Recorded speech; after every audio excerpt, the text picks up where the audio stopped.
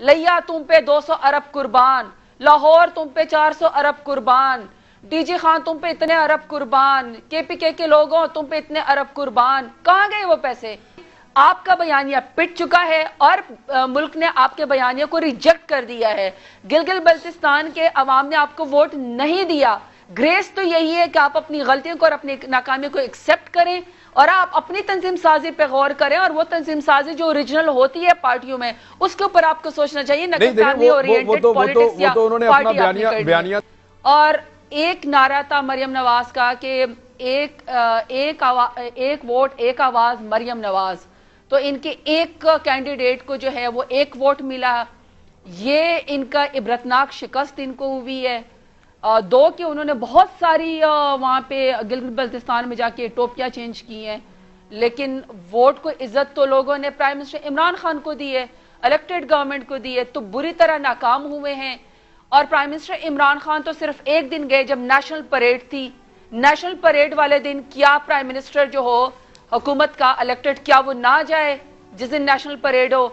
ये नवाज शरीफ की हुकूमत तो नहीं है कि 2000 के 3000 के आखिरी साल में फीते काटे, लिया तुम पे 200 अरब कुर्बान, लाहौर तुम पे 400 अरब कुर्बान, डीजी खान तुम पे इतने अरब कुर्बान, केपीके के लोगों तुम पे इतने अरब कुर्बान। कहां गए वो पैसे? मैं आज मियां नवाज शरीफ साहब की गिलगित बल्तिस्तान वाली 2015 की तकरीर सुन रहा था, उसमें भी मियां नवाज शरीफ साहब ने उनके ऊपर कुर्बान किए थे पैसे, और एग्जैक्टली ये जैसे आप कह रही हैं ऐसे ही अल्फाज बोले थे कि आप पे अरबों रुपया नवाज शरीफ की जानिब से कुर्बान। और फिर वहां पे एक बड़ा एयरपोर्ट मियां साहब ने ऐलान किया था कि इंटरनेशनल फ्लाइट्स उतरेंगी, वो भी नहीं बना। सकरदू तक रोड का कहा था, वो भी नहीं बना। पानी, बिजली और 20-20 लाख रुपए नौजवानों को कर्जे, मैंने पूछा, उन्होंने कहा जी हमें वो भी नहीं मिले। और बहुत सारी मियां साहब ने दर्जनों मंसूबे अनाउंस किए थे। मुल्क बड़ी अच्छी तरीके से आगे बढ़ रहा है। लोगों ने ओरिजिनली वोट को इज्जत दी है, इज्जतदार लोगों को वोट पड़ा है। गिलगित बल्तिस्तान में डेमोक्रेटिक तरीके से और सख्त मौसम के अंदर, शदीद बर्फबारी के अंदर भी लोग पोलिंग स्टेशन के ऊपर गए, उन्होंने जाके वोट दिया। और प्राइम मिनिस्टर इमरान खान बयान यह है कि वो पाकिस्तान के लिए कैसे खड़े होते हैं, पाकिस्तान को मजबूती से, चाहे उसे रिसालत का मामला हो, इस्लामोफोबिया का मामला हो, या इक्वल एजुकेशन का मामला हो, सेम सिलेबस हो, या फिर एहसास प्रोग्राम हो। प्राइम मिनिस्टर इमरान खान के ऊपर ये जो पीएमएलएन कहती होती थी या पीडीएम कहती होती थी कि ये एक रेफरेंडम होगा गिलगित बल्तिस्तान का इलेक्शन, तो वो रेफरेंडम हो गया। अवाम ने, पाकिस्तान के जो प्राइम मिनिस्टर है, जो लोग सेलेक्टेड का शर्मनाक नारा लगाते थे, उनकी सियासत दफन हो गई है। और एक इलेक्टेड प्राइम मिनिस्टर के ऊपर गिलगित बल्तिस्तान के अवाम ने जो है वो एतमाद का मुजाहरा किया है। तो बड़ी अच्छी तरीके से मुल्क आगे बढ़ रहा है। हम इंडिपेंडेंट के साथ मिल के वाज़ेह अक्सरियत पाकिस्तान तहरीक इंसाफ की है, हम हुकूमत बनाएंगे। जहाँ तक ये बात है कि प्री पोल रिगिंग का जो है वो बयान है पीएमएलएन का या पीपल्स पार्टी का, एक तो सबसे पहली बात यह कि अगर इतना ही इनको वाकई प्री पोल रिगिंग है, जो कि ये पिछली दौरे हुकूमत में करते होते थे, अगर तो इनको इतना ही डर था तो फिर कैंपेन किस बात की।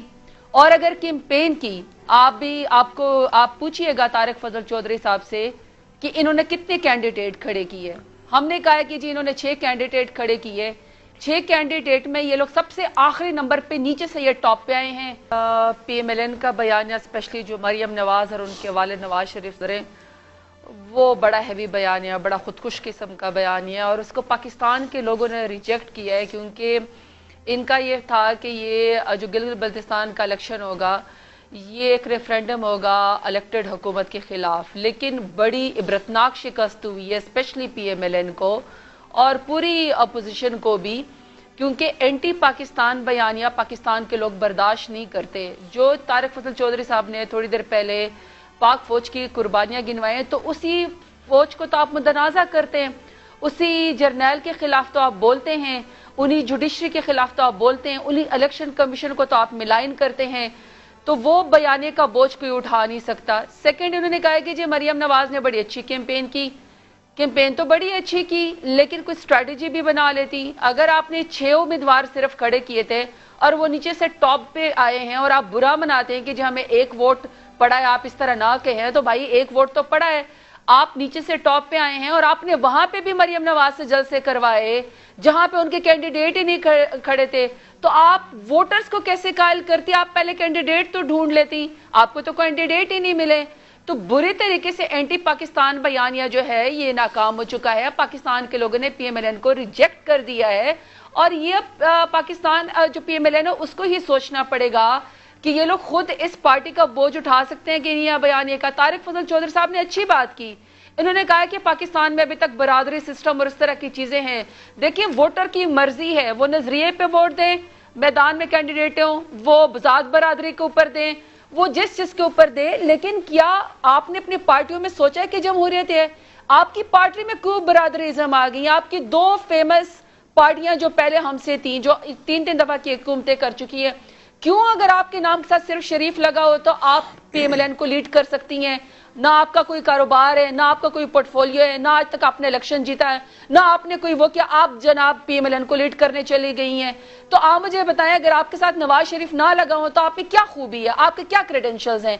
इसी तरह बिलावल भुट्टो जरदारी हैं, अगर वो इसके बेनजीर का नाम ना साथ इस्तेमाल करे तो क्या पार्टियों में भी बरादरीज़म आ गया? ये फैमिली ओरिएंटेड पार्टी आ गई।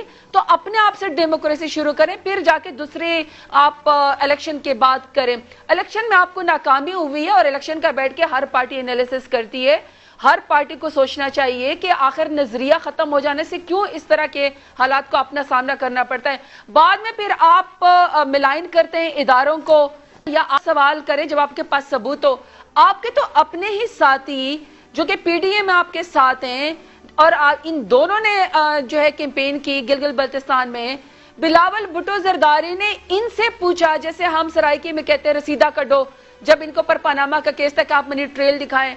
इन्होंने कहा है कि अगर नवाज शरीफ जो इल्जामात लगाते हैं इदारों के ऊपर तो सबूत के, वो आपसे सबूत मांग रहे हैं, आपने ओवरलैप किया चीजों को, फिर एक दूसरे के खिलाफ इलेक्शन भी लड़ रहे हैं, अब वो भी खैर से कह रहे कि धांधली हुई है। तो देखें इस तरह नहीं चलती हैं। हुकूमत ने अपना काम करना है। आपका बयानिया पिट चुका है और मुल्क ने आपके बयानिया को रिजेक्ट कर दिया है। गिलगित बल्तिस्तान के अवाम ने आपको वोट नहीं दिया। ग्रेस तो यही है कि आप अपनी गलतियों को और अपनी नाकामी को एक्सेप्ट करें और आप अपनी तंजीम साजी पे गौर करें, और वो तंजीम साजी जो ओरिजिनल होती है पार्टियों में उसके ऊपर आपको सोचना चाहिए, न कि फैमिली ओरिएंटेड पॉलिटिक्स या पार्टी आपने कर दी।